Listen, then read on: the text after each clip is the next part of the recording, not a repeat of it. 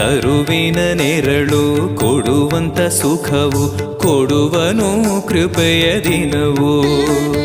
ಸ್ಥಿರ ಇರುವ ಮನ ಎನಗಿರಲಿ ಶರಣಾಗತಿ ಎಂದು ಬರಲಿ.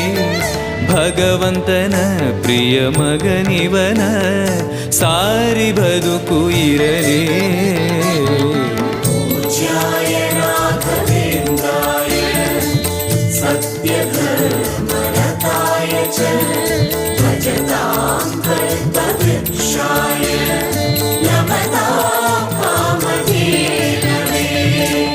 ಆಲಯವೆಂದರೆ ಮಂತ್ರಾಲಯವೇ ಬೇರೆ ನಾ ಅರಿಯಲಾರೆ.